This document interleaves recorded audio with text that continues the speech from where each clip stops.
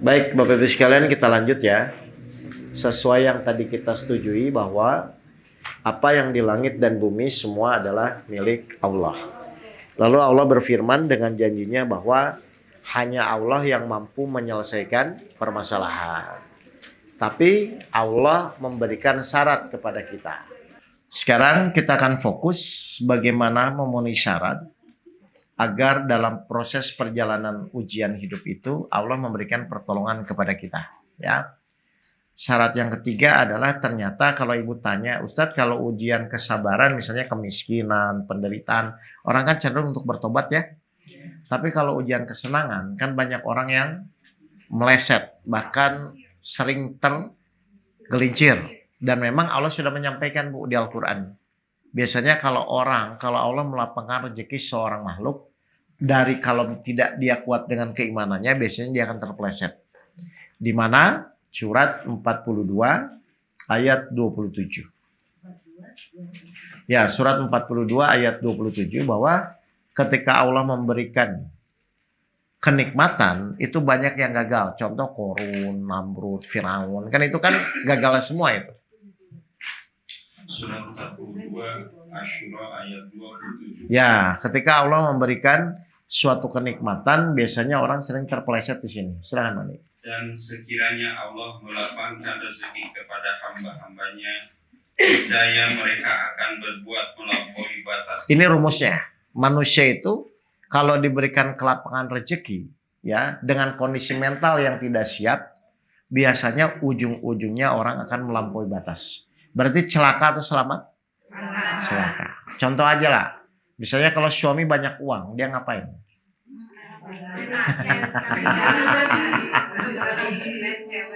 Ya, pokoknya intinya kan gambarannya jelas ya. Oke, terus lanjut. Tetapi dia menurunkan dengan ukuran yang dia kehendaki. Nah, makanya rezeki itu bukan banyak, tapi lapang dan sempit. Terus? Sungguh dia maha mengetahui terhadap keadaan hamba-hambanya. Oke, jadi Bapak Ibu paham ya. Sekarang kita mulai bagaimana agar kita tidak melampaui batas atau terpeleset. Ternyata rumusnya itu salah satunya dengan memperbaiki kualitas sholat. Karena sholat itu bisa merubah karakter. Ibu pernah dengar hadis Rasul ketika seorang manusia sholatnya baik, maka ketika seorang manusia sholatnya baik, maka semua amal perbuatannya akan menjadi baik. Kan itu rumusnya sebenarnya. Nah, cuman permasalahannya sholat seperti apa? Kan itu. Nah, kadang-kadang ini saya akan praktekkan yang simple aja, nanti Ibu praktekkan ya. Coba kita buktikan. Sholat seperti apa yang membuat Ibu ditolong Allah, yang membuat iman Bapak Ibu tidak naik dan turun. Kan kadang-kadang, mohon maaf, tadi kan ada pertanyaan nih. Gimana sih Ustaz caranya supaya pas ada masalah tuh langsung yakin gitu ya? Ternyata sholat itu berkaitan dengan kualitas iman kita, Bu. Surat 23 ayat 1 dan ayat 2. Jadi Allah sendiri yang menyatakan ini. Surat 23 Al-Mu'minun ayat 1 sampai 2. Ya, apa kata Allah? Sungguh beruntung orang-orang yang beriman. Siapa orang-orang yang beriman? Yaitu orang yang khusyuk dalam sholatnya. Nah, jadi kata kuncinya sebenarnya kalau iman Ibu naik turun, itu pasti ada masalah dari sholatnya. Kita praktek langsung ya, biar Ibu langsung bisa merasakan ya. Gini, jujur, Ibu selama ini kalau sholat, ya 23 ayat 1 dan ayat 2. Ibu selama itu kalau sholat, menyampaikan atau membaca. Jujur, Ibu selama ini ketika sholat biasanya menyampaikan atau membaca.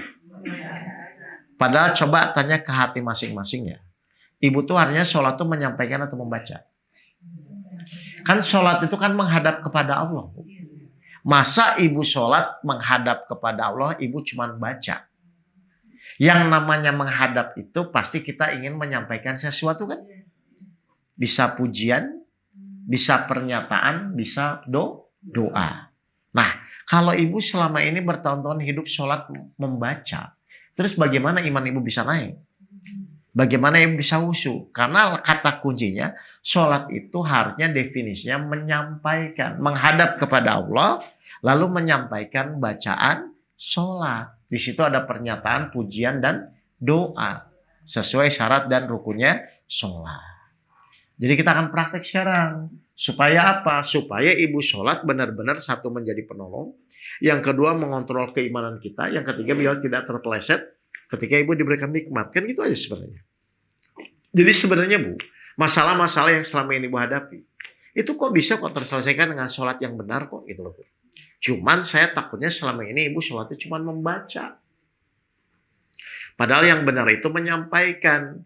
Kalau menyampaikan berarti ibu pasti merasa menghadap. Setelah menghadap lalu menyampaikan bacaan kan? Misalnya contoh. Atau saya tanya dulu, bedanya menyampaikan dan membaca itu dari mana bedanya? Enggak, kalau membaca sama menyampaikan gimana? Kalau membaca tuh gini Bu. Bu, ini masalah gini. Saya cuma baca. Kalau membaca tuh ada rasa atau tidak ada rasa? Tapi kalau menyampaikan? Nah, ibu selama ini sholat tuh ada rasanya atau cuma baca? Silakan evaluasi. Iya, kan ibu yang bisa jawab ya?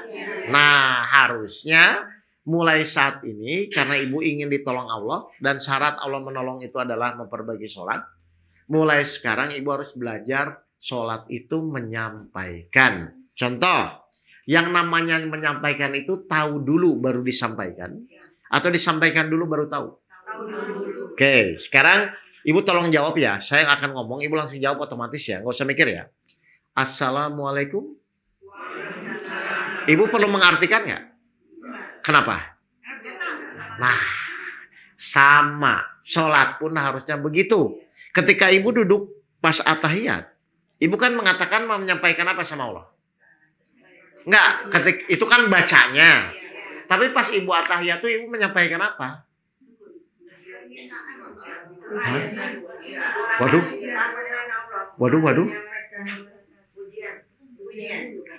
Iya, pertanyaan kan bacanya at-tahiyatul mubarakatuh shalawatu. Maksud saya tuh ibu saat at-tahiyat itu mau menyampaikan kayak gini nih. Waktu saya ruku, saya kan bacanya subhana rabbiyal azim. Tapi sebenarnya saya tuh menyampaikan apa? Pujian. Berarti harusnya muncul nggak rasa memuji? Nah, ketika muncul rasa memuji, baru ibu sampaikan subhana rabbiyal azim. Bukan sekadar ibu ruku baca, gitu loh. Ngerti nggak? Itu definisi menyampaikan. Jadi menyampaikan itu mengerti dulu. Ini saya mau menyampaikan. Kan di sholat itu paling cuma 3. Pujian, pernyataan, sama permohonan. Kan gitu aja kan? Nah, saya takutnya ibu selama ini bacanya sama aja. Nggak ada rasa pujian, nggak ada rasa permohonan, nggak ada rasa pernyataan. Berarti pas at-tahiyat itu harusnya ibu muncul rasa apa? Pujian. Segala kehormatan at-tahiyatu, segala keberkahan mubarakatuh, segala keselamatan sholawatu, segala kebaikan hanya untukmu ya Allah, thayyibatulillah. Jadi setiap apa yang ibu sampaikan, harusnya ibu tuh mengerti ini saya mau ngapain, memujikah, memohonkah, atau misalnya pernyataan. Baru di situ ibu bisa merasakan kehadiran Allah. Nah kalau ibu selama ini cuma Bismillahirrahmanirrahim, enggak akan ketemu soalnya. Jadi misalnya saya praktek ya, nanti ibu rasakan aja. Ini saya praktek nih. Saya mau menyampaikan Al-Fatihah. Bukan membaca ya, menyampaikan.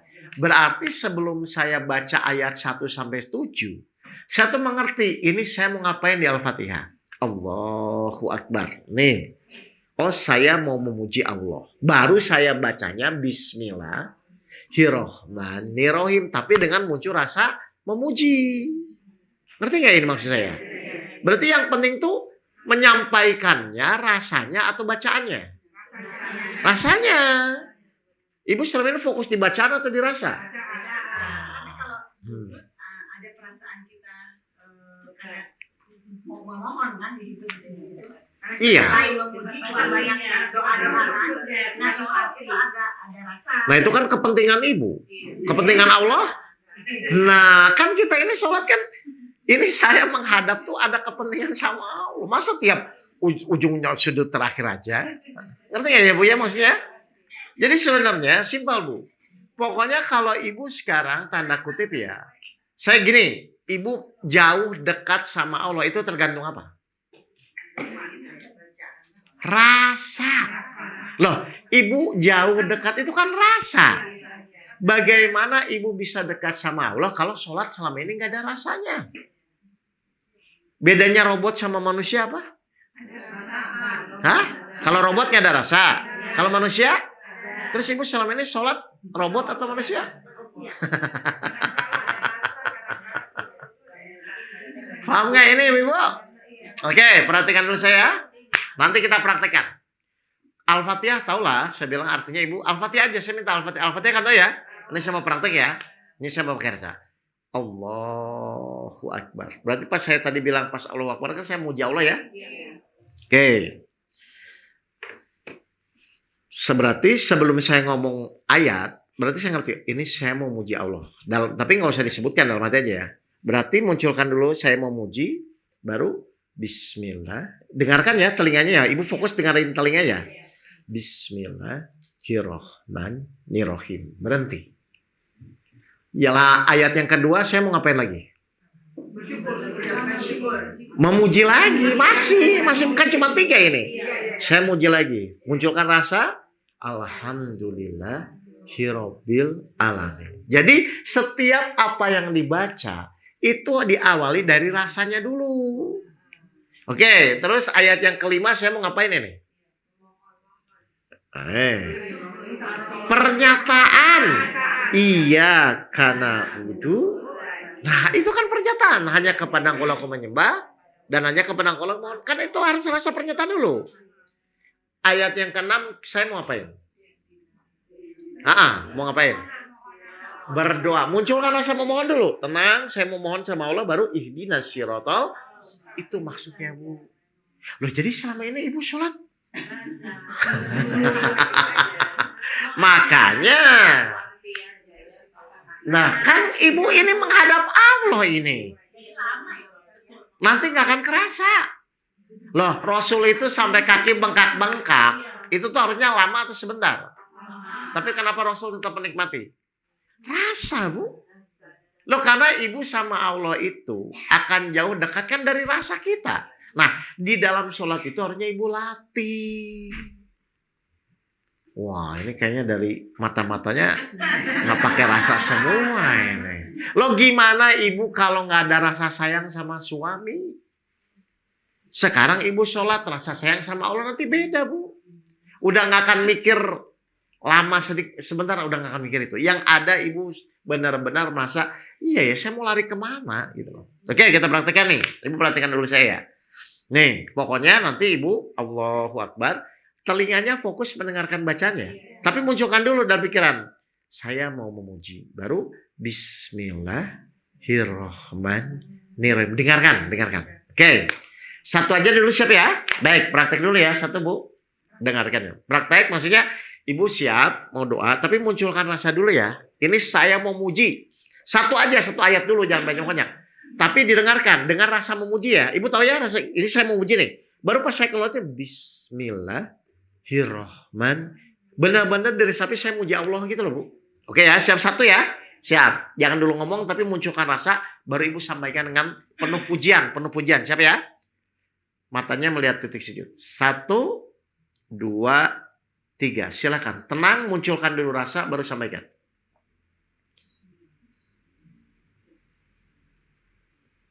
Baik, tahu nggak, Bu? Jalan-jalan nggak? Jujur, jalan-jalan nggak? Oke, yang kedua ya, masih memuji ya. Ini saya memuji Allah. Dengerin bacanya ya di telinga ya. Alhamdulillahirabbil alamin. Tapi muncul rasa dulu gitu loh. Jangan langsung baca sebelum muncul. Siap ya? Tenang. 1, 2, 3. Tenang, silakan.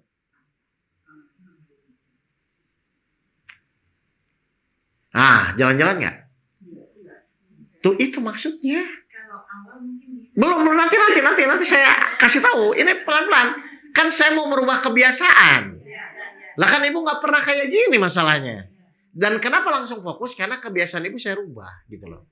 Oke. Bisa ini? Sekarang yang kelima. Saya mau pernyataan. Berarti berjanji ya? Janji, saya mau janji ini. Apa janjinya? Hanya kepada Engkau aku menyembah dan hanya kepada Engkau memohon pertolongan. Saya pernyataan baru iyyaka na'budu wa iyyaka nasta'in. Pasti ibu fokus. Itu. Oke, kita praktekkan ya. 7 ayat ya. Tapi di jeda ya Bu. Tiap ayat itu ada tumaninahnya. Tumaninah itu apa? Berhenti di antara 2 ayat. Jadi ketika dari memuji nih, bismillah. Belum kok udah batuk. Oke, saya ya lihat nih, saya memuji nih. Bismillahirrahmanirrahim. Diam dulu untuk munculkan rasa lagi. Masih muji. Alhamdulillahirabbil alamin. Masih muji. Gitu loh Bu. Maksudnya itu jeda di situ untuk memunculkan rasa gitu loh. Ngerti maksud saya? Jadi dibuat tumaninah. Kan tumaninah itu rukun. Jangan-jangan ibu selama ini nggak tumaninah juga. Tumaninah itu rukun. Berhenti sejenak. Baik, kita mulai Al-Fatihah dulu ya. Relax saja, pokoknya munculkan rasa, sampaikan. Harus melihat titik sujud. Tempat sujud saja. Buat bulat dikit lah biar ibu konsentrasi. Oke, relax saja ya. Ingat ya, kata kuncinya telinga fokus mendengarkan bacaan sendiri ya. Telinganya fokus. Siap ya? Al-Fatihah ya. 1, 2, 3. Munculkan rasa, silahkan sampaikan. Ya Allah. Ya. Tenang. Munculkan rasa lagi. Fokus, sampaikan.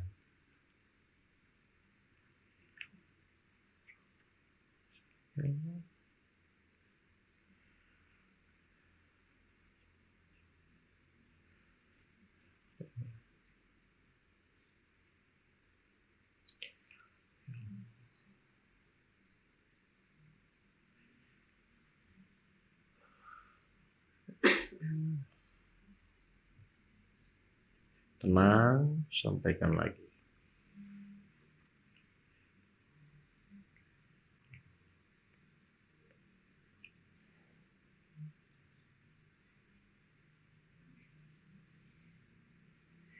Baik. Ibu bisa ngerasain itu? Nah, kalau ibu lakukan jadi kebiasaan, kalau ibu nanti lakukan jadi kebiasaan, itu jangan aneh. Memang sholat itu solusi hidup. Sholat hajat 2 rakaat, tiba-tiba masalah selesai. Gini aja saya tanya, doa yang mustajab itu di dalam sholat atau di luar sholat? Ibu waktu duduk di antara 2 sujud, selama ini berdoa atau membaca? Loh kan katanya mustajab di situ. Jadi pas duduk di antara sujudnya, dari sujud ya, kan mau naik nih, tenang, saya mau berdoa sama Allah. Baru ibu pelan-pelan, ya Tuhanku ampuni saya, Rabbi firli. Kasihanilah saya warhamni, tutuplah aib saya wajburni, angkatlah derajat saya warfa'ni. Saya tuh lamanya biasanya berilah saya rezeki, warzukni. Berilah saya petunjuk, wahdini. Yang sakit berilah saya kesehatan, wa'afini, maafkanlah saya wa'fu'ani. Padahal doa duduk di antara 2 sujud ibu tuh 17 kali setiap hari. Nah, iya makanya ini mengevaluasi diri. Jangan-jangan ibadah yang harusnya utama cuman sekedar ibu hanya melakukan ritual saja. Padahal sholat itu Allah udah janji sebagai penolong, pembuka rezeki dan lain-lain. Bisa ya praktek kayak tadi ya? Tenang aja. Lagian ibu buru-buru mau kemana sih? Hah? Iya, nggak apa-apa. Maksud saya itu, saya tidak menuntut ibu langsung bisa. Yang penting ibu mengerti, oh caranya harus gitu loh. Kalau kemarin kan ngebleng aja kan. Gitu.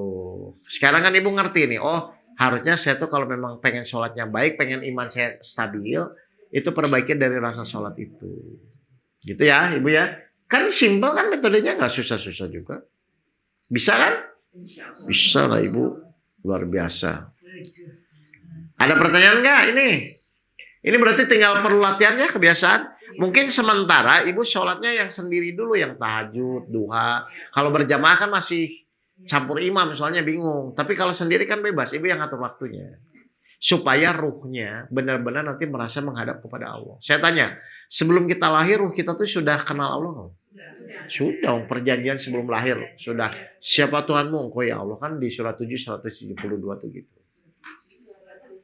Surat 7 ayat 172 silakan lagi.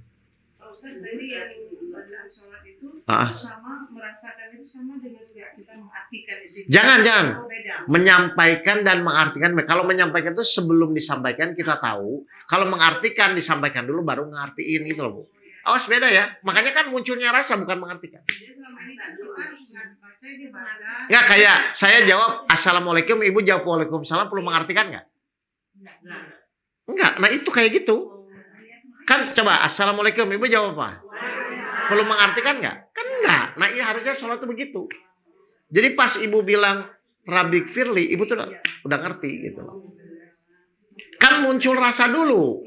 Surat 7 ayat 172. Kan muncul rasa dulu baru disampaikan. Kan cuma 3 Bu rasanya, paling pernyataan, permohonan sama pujian. Paling cuma itu kok. Permohonan sama pujian. Pernyataan kan asyhadu alla ilaha illallah. Iya karena budu. Inna sholati kan cuma 3 paling itu. Pujian Allahu Akbar, Bismillah sampai Malik Yaumiddin, terus Subhana Rabbil Azim, Subhanallah kan cuma gitu. Iya, saya kan minta Ibu biar berlatih dulu supaya terbiasa dulu. Kan saya ngerti ini perlu latihan karena merubah kebiasaan kan. Karena orang tuh yang paling sulit merubah kebiasaan. Kenapa sulit? Karena nafsunya nggak mau. Nafsu tuh nggak mau Bu. Makanya Allah paksa bulan puasa kan yang biasanya makan siang akhirnya mau nggak mau kan. Jadi kadang-kadang Allah paksa karena manusia itu nggak mau berubah biasanya. Kalau udah nyaman ya udah gitu aja gitu. Bisa ya Bapak Ibu ya? Jadi terjawab semua ya. Jadi kita silahkan perbaiki fokus di syaratnya. Ikhtiar makan nggak ada yang berubah. Sakit tetap harus ke dokter, betul? Hutang harus dilunasi. Tapi pertanyaan saya, ketika menjalani ikhtiar, iman sabar sholat kita meningkat atau enggak? Nah kalau nggak meningkat ya nggak akan ditolong-tolong. Ya silakan. Kalau kita sholat kan setelah Al-Fatihah kan banyak suratnya. Ya. Itu berarti harus tahu. Iyalah kan kulhu sama Al-Ikhlas, Anas kan pasti Ibu tahu kan. Iya kan itu sunnah maksudnya. Kan nggak perlu harus Al-Baqarah. Insya Allah. Iya yang penting Ibu tuh tahu rasanya ini saya mau ngapain gitu loh. Kayak kulhu kan pernyataan semua itu gampang. Wallahu Allah. Kan ini pernyataan semua sama Allah. Bisa lah. Munculkan rasa itu ya. Ya memang harus pakai rasa lah. Kalau enggak terus Ibu gimana? Bisa merasa dekat, merasa jauh sama Allah kalau nggak dari rasa apa? Bahagia dan menderita apa? Sama. Makanya sholat itu menyembuhkan itu. Sebenarnya Ibu ya, kalau Ibu sholatnya baik nggak ada yang sakit kok. Ya silakan.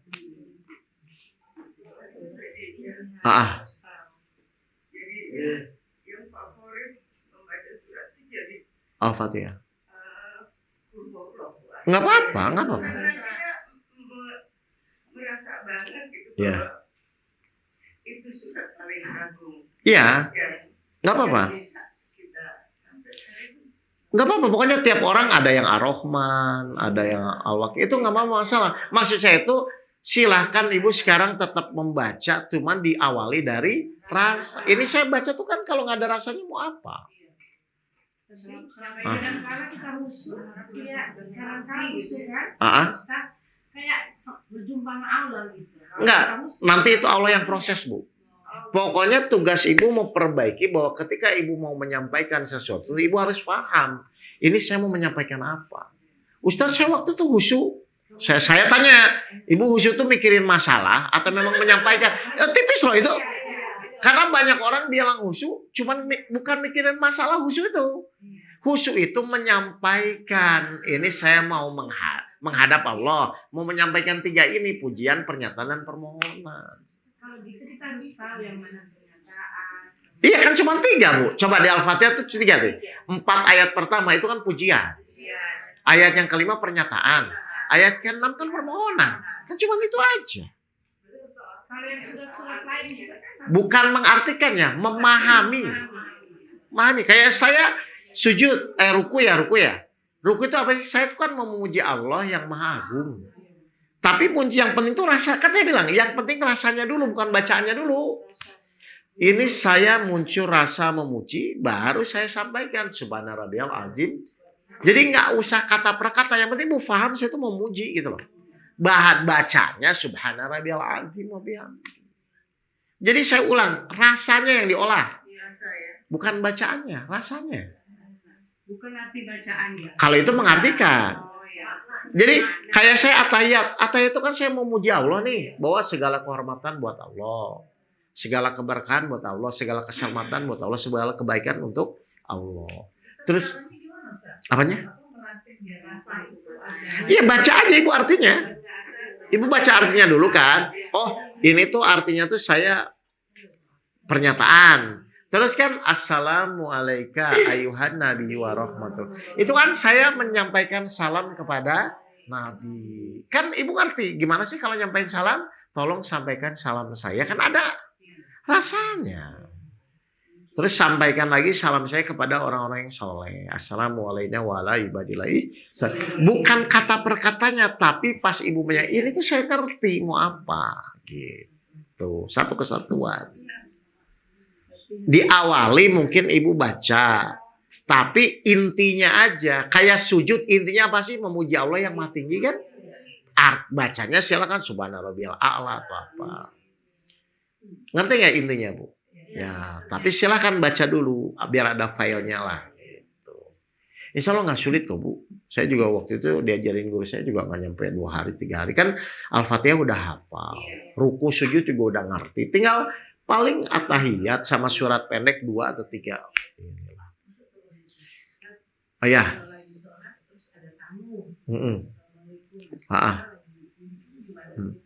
Ya kan kalau secara syariatnya ibu dikeraskan. Itu aja. Kan bagaimanapun kan lebih utama sholat kan. Nah itu aja. Kan itu fikihnya lah. Cuman maksud saya tuh gini. Apapun ilmu yang dipelajari ibu. Kalau nggak nyampe intinya dulu. Kayak sabar. Ibu ngakuin bisa sabar. Kalau ibu tidak menyadari itu izin Allah kan. Makanya saya ajarin intinya tuh izin Allah gitu loh. Jadi jangan bicara sabar. Kalau ibu masih ngeliat kejadian nggak akan bisa. Gimana difitnah orang alhamdulillah. Kan nggak ada. Tapi ketika kita sadar ini atas izin Allah saya terima alhamdulillah bukan karena difitnah tapi karena menghormati Allah. Sama sholat juga. Intinya itu adalah menyampaikan. Berarti setiap apa yang dibaca harusnya ada ruh, ada rasa bahwa itu mau menyampaikan. Nah itu hilang saya perhatikan orang-orang itu dalam sholat. Artinya apa? Curhat sama saya. Ustaz saya udah sholat, udah sabar kok nggak ditolong-tolong. Pasti mereka dia yang salah, bukan ayat yang salah. Ternyata pasti cek malu dia. Iya saya selama ini membaca. Lah iya. Kan kalau ibu sholatnya benar kan semua jadi benar. Dan mengartikan bisa kejebaknya. Padahal bukan mengartikan, menyampaikan. Berarti kita paham dulu baru disampaikan. Nah, apa cirinya paham? Ibu munculkan rasa itu. Ini saya memuji Allah nih. Apa? Allahu Akbar. Berarti kan sudah ada rasa memuji. Gitu bu. 50 ayat 16. Surat 50 ayat 16. 16. Surat 50 ayat 16. Ya. Surat 50 ayat 16. Dan sungguh kami telah menciptakan manusia dan mengetahui apa yang dibisikkan oleh hatinya. Dan kami lebih dekat kepadanya daripada urat lehernya. Berarti ini urusan apa lebih dekat dari urat leher tuh? Rasa. Berarti Allah tuh tapi tidak berjarak ya, karena kan Allah beda. Tapi kan rasa ibu tahu. Gini aja sekarang. Ibu kan sekarang banyakan ya. Banyakan nih. Oke, semua lihat saya. Semua lihat saya ya. Semua lihat saya. Terus mohon maaf, sekarang ibu nunduk. Ibu masih merasa saya liatin nggak? Nah itu namanya merasa diawasi itu. Jadi nggak usah cari Allah, tapi ibu sudah merasa Allah tuh mengawasi saya. Nanti akan ke sana lanjutannya. Kan harus begitu hidup tuh. Masa hidup nggak merasa diawasi, nanti seenaknya aja dong. Makanya ibu sedih itu nanti mikir, duh kalau saya sedih nanti Allah gimana? Kalau saya ngeluh, nanti gimana Allah kepada saya? Ibu pernah nggak kalau mengeluh tuh mikir perasaan Allah gimana? Cuek aja, yang penting saya ngeluh. Jelas ya, jadi semua itu ujung-ujungnya adalah sikap menjalani hidup. Kalau menjalani hidupnya kan takdir. Tapi kalau sikapnya mau bersyukur mengeluh kan pilihan. Mau taat mau tidak taat kan pilihan. Itu maksudnya Bu. Sama sholat juga. Mau cepat-cepat, mau pakai rasa, terserah itu pilihan. Tapi takdirnya akan berbeda. Orang yang sholatnya dengan rasa, dengan yang sekadar membaca. Ada pertanyaan? Pemungkinnya. Hah? Pemungkin untuk ada rasa itu. Pemungkinnya. Enggak, sederhana aja. Sekarang gini, coba ibu puji teman sampingnya. Gimana ibu muji? Enggak, muji aja biasa, misalnya kamu kok sekarang agak mudaan, kan itu udah muncul secara otomatis. Ibu nggak usah bingung gimana, kayak kita biasa misalnya, ibu ini kerudungnya bagus, kan muncul bu otomatis. Tapi kalau gini, bu besok saya datang, beda nggak dengan saya muji? Kan otomatis bu besok saya datang, atau ibu kerudungnya bagus, kan beda bu rasanya. Itu aja sebenarnya. Ibu latih itu. Ini kayak saya mau muji Allah nih. Allah. Kan itu tuh udah otomatis harusnya. Hu Akbar. Kan itu tuh di intonasinya udah bisa. Itu loh. Jadi ini bukan sesuatu yang rumit. Bukan. Simpel aja. Biasanya memang di awal-awal kita rokaat pertama lah. Itu kita masih bisa terkendali ya. Maksudnya masih bisa. Coba. Saya nanya. Metode ibu pakai rasa baru tuh kapan? Kan baru sekarang. Iya kan ibu? Ya. Awal itu masih bisa apa istilahnya ya? Kan tadi bukan kan tadi saya bilang semua itu kan perlu kebiasaan. Kan ibu litikung aja kan latihan. Masa sholat yang ke akhirat nggak latihan? Lo bukan yang metode rasa ini kan baru ibu. Baru menyadari sekarang kan? Kan saya perhatikan nggak ada yang ngajarin gitu soalnya. Pertanyaan saya, apapun yang ibu rasakan kan outputnya iman stabil. Kan itu nggak bisa dibohong ibu. Saya udah sholat, udah sabar, sudah beriman. Tapi kalau nggak ditolong, berarti kan pasti ada yang perlu diperbaiki. Makanya pertolongan Allah itu tuh cuma sekedar sinyal ibu tuh benar atau salah. Cuman kalau kita jadi tujuan utama. Padahal ketika ibu ditolong tuh, oh berarti sholat ibu benar, sabar ibu benar, iman ibu benar. Itu kan tolak ukur bu namanya. Makanya silakan ibu sholat, tapi pertanyaannya jadi penolong atau hanya sekedar menggugurkan kewajiban. Itu kan nggak bisa dibohongi bu. Ketika ibu misalnya benar-benar sholat jadi penolong, harusnya sholat ditolong, harusnya begitu. Nah ini mau saya ajarkan biar nanti ke arah sana gitu. Jangan sampai yang sholat sama yang nggak sholat sama gitu loh. Sama-sama pusing gitu loh bu. Nah terus gimana sholat yang benar jadi penolong yang ini kok pusing. Ya silakan bu.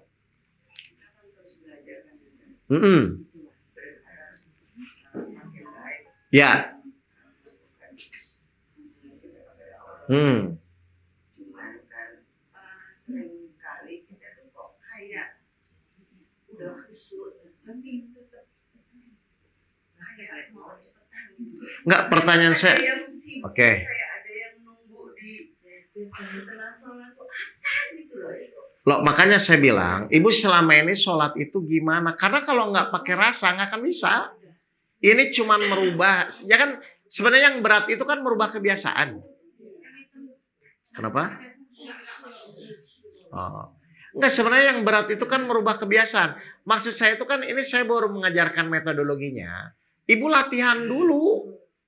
Kan ibu tidak akan bisa merasakan kalau ibu belum latihan kan? Kan nanti ibu mulai latihan apa? Tahajud kan nanti kan? Atau subuh kan? Nah maksudnya itu ibu latihan. Nanti pas ada kesulitan baru diskusi lagi gitu loh.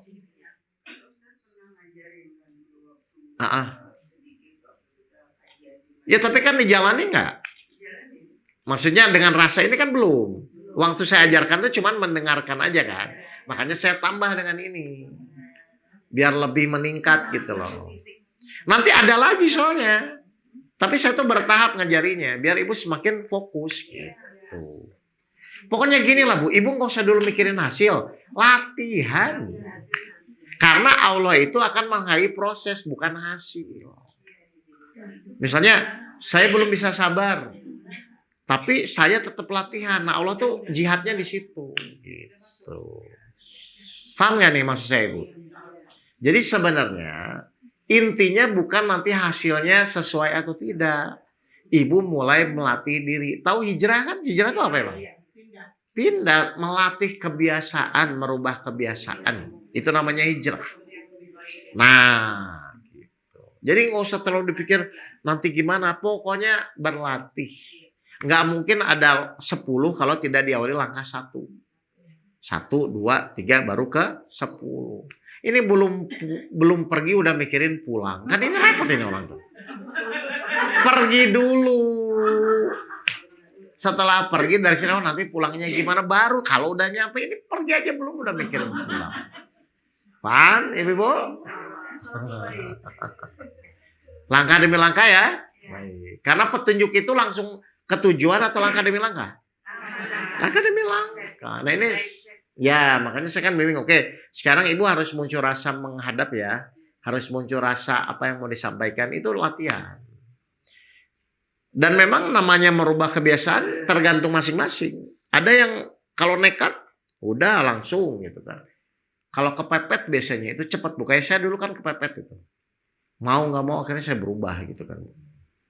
Tapi kalau yang landai-landai aja, kadang-kadang iya, kadang-kadang itu juga ada. Tapi ya nggak apa-apa.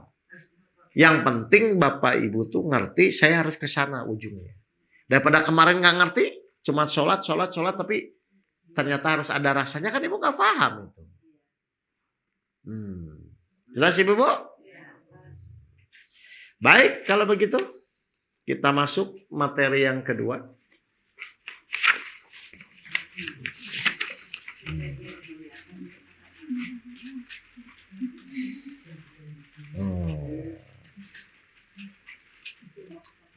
Materi yang kedua.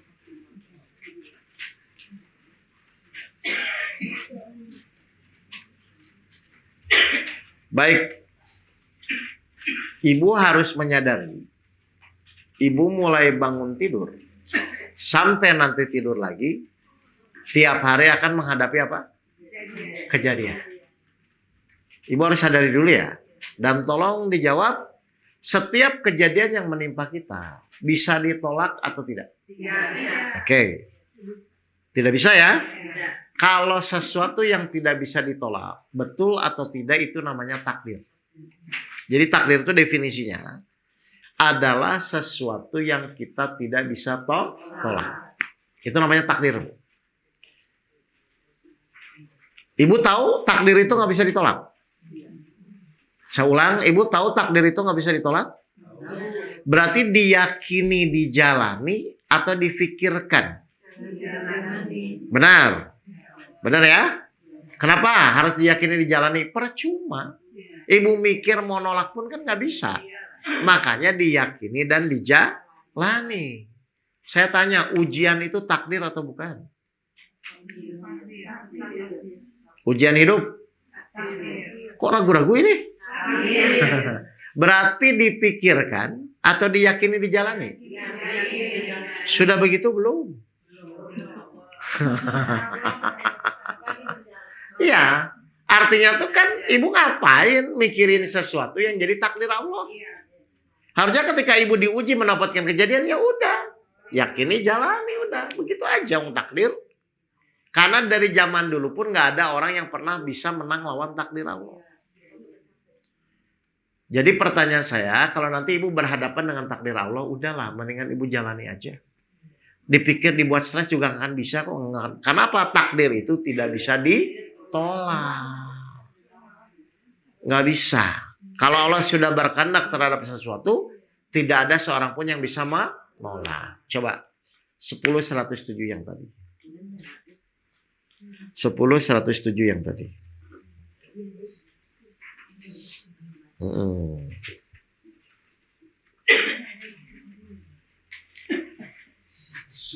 Yunus ayat 107. Ya. Dan jika Allah menimpakan suatu bencana kepadamu, maka tidak ada yang dapat menghilangkannya kecuali Dia. Terus? Dan jika Allah menghendaki kebaikan bagi kamu, maka tidak ada yang dapat menolak karunia-Nya. Jika Allah menghendaki suatu kebaikan atau apapun kepada kita, Diulang tadi, maka Dan jika Allah menghendaki kebaikan bagi kamu, maka tidak ada yang dapat menolak karunia-Nya. jelas Ibu? Berarti kalau sesuatu yang sudah ditakdirkan itu, harusnya kalau Ibu memang orang-orang yang beriman kepada qada dan qadar, yakini, jalani. Paham ya? Jadi ujian itu takdir atau bukan? Oke. Pertanyaan saya, setiap hari kita menghadapi kejadian. Berapa banyak kejadian yang kita hadapi?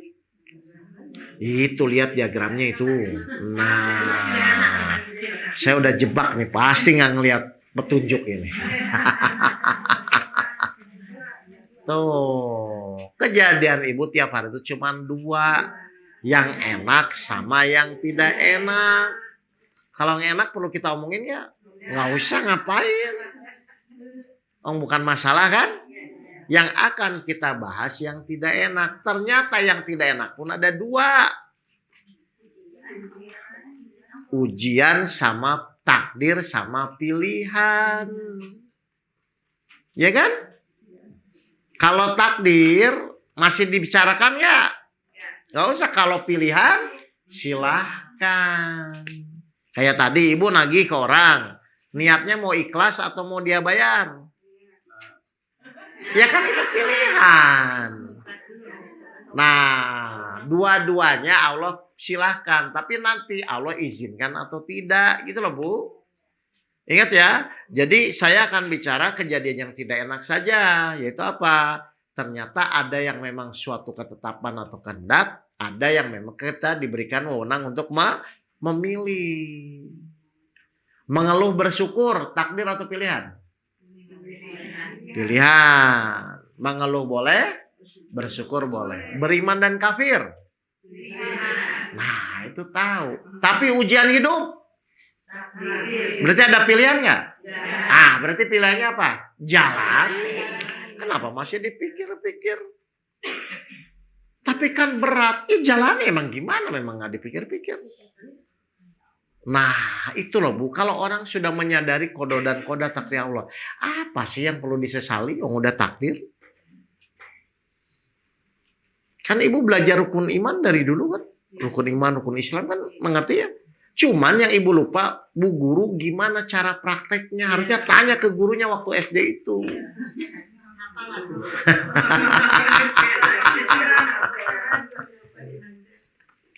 Ngerti Bapak Ibu nih? Oke, saya bahas yang takdir dulu ya. Berarti takdir itu adalah biasanya turun yang ke bawah, unsur-unsurnya apa nih? Takdir itu apa? Kehendak Allah ujian itu takdir ya, ujian itu takdir kan?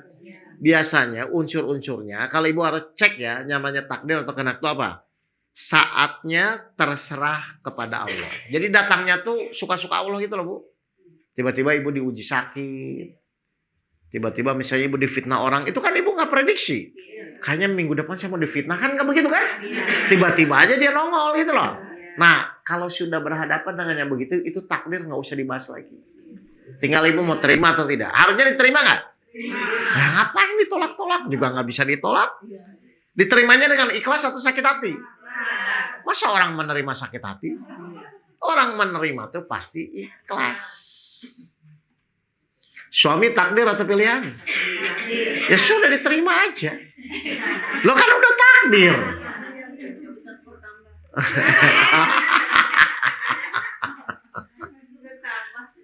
Oke, jadi saat waktunya kapan takdir itu?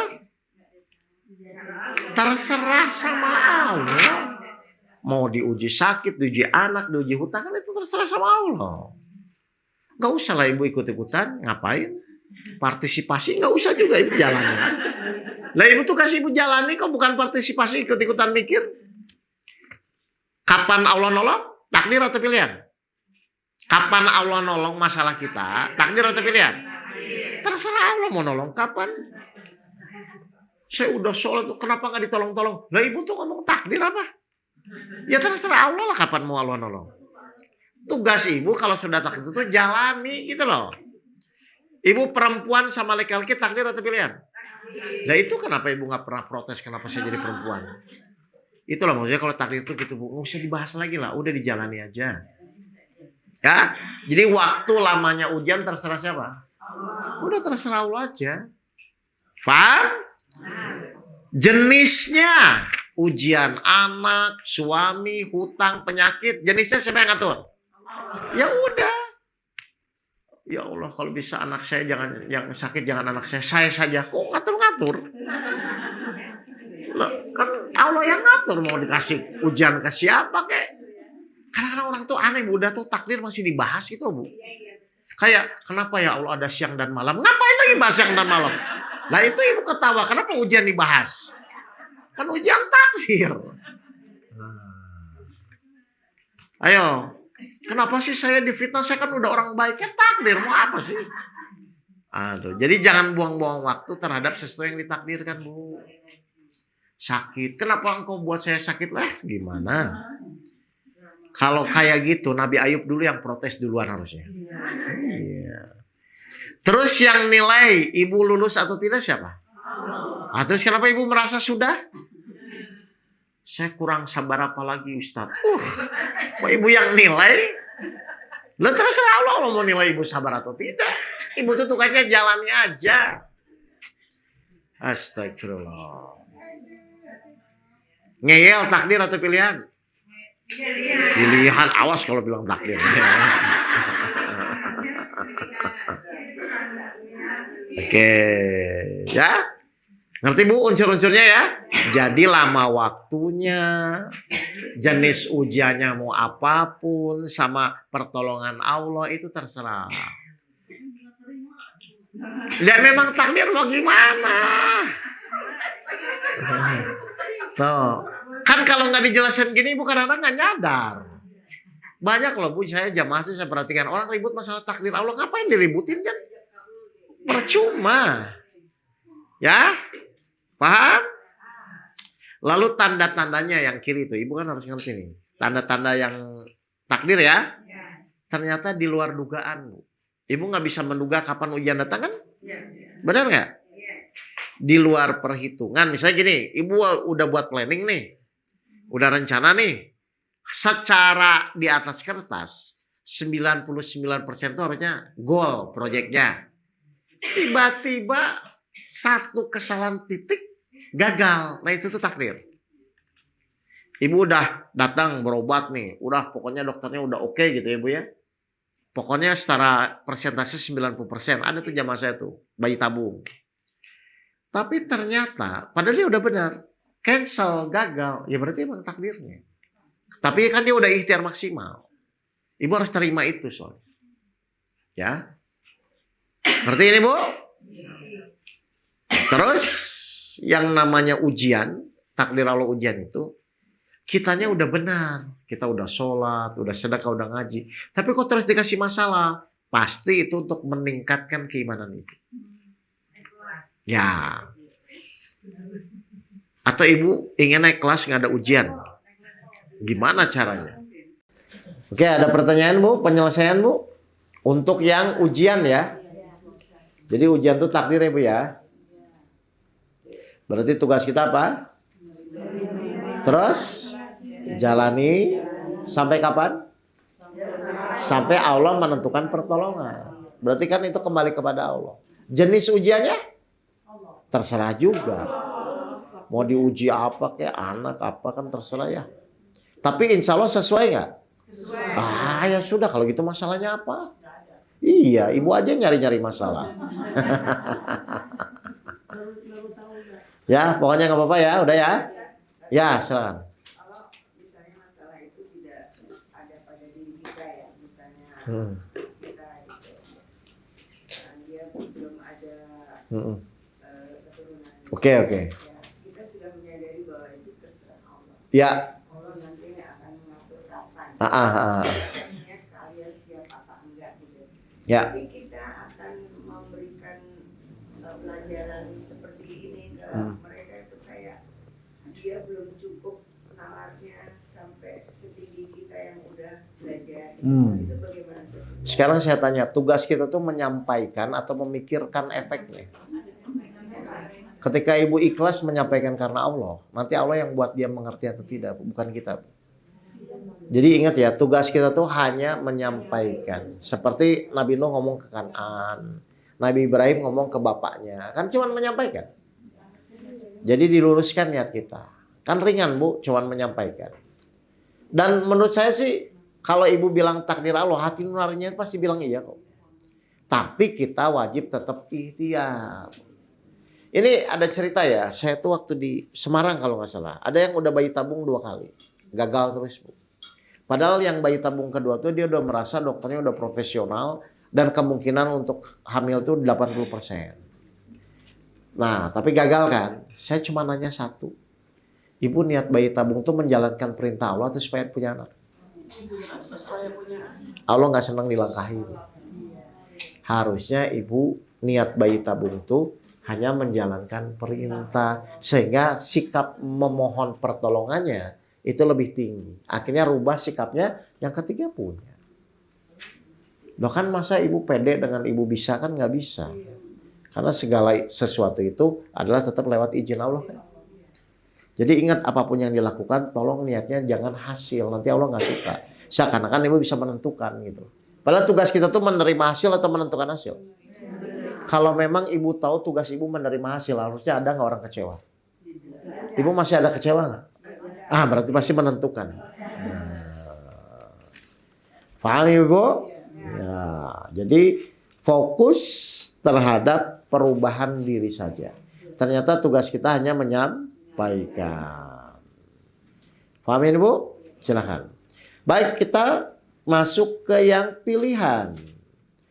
Pilihan itu apa? Keinginan manusia, betul? Bisa diizinkan, bisa tidak diizinkan. Nah, ini tergantung manusianya. Khusyuk tidak khusyuk takdir atau pilihan? Pilihan. Ibu kalau pakai rasa insya Allah menuju khusyuk. Kalau cuma baca nggak akan bisa. Itu loh Bu. Ya, jadi kalau pilihan itu dasarnya dari keinginan kita. Ibu pengen menantu apa nih? Menantu misalnya tentara, TNI, dokter, insinyur. Ibu milih. Tapi diizinkan tidak diizinkan terserah kepada Allah. Makanya ibu disuruh bertawakal kan. Makanya dibatasi. Setiap orang boleh memilih. Tapi dibatasi dengan namanya izin Allah. Kalau Allah belum mengizinkan boleh? Kok tidak? Kalau Allah belum mengizinkan? Boleh. Benar? Ibu marah atau ibu sabar? Benar ya? Iya dong, mau marah juga percuma, nggak akan menang. Ngerti ya? Nah, jadi yang namanya pilihan itu, penyelesaiannya lihat Bu, langsung aja ke penyelesaiannya lah. Apa penyelesaiannya? Mohon ampun dulu. Nah itu. Terus tetap husnuzon, yakin Allah mengabulkan yang terbaik. Nah ini ganti juga optimis. Rasa optimis mengharap pertolongan Allah. Udah ibu kalau udah tahu yang gini tuh tinggal dipraktekin aja. Ada pertanyaan kayak ini? Nah. Aduh.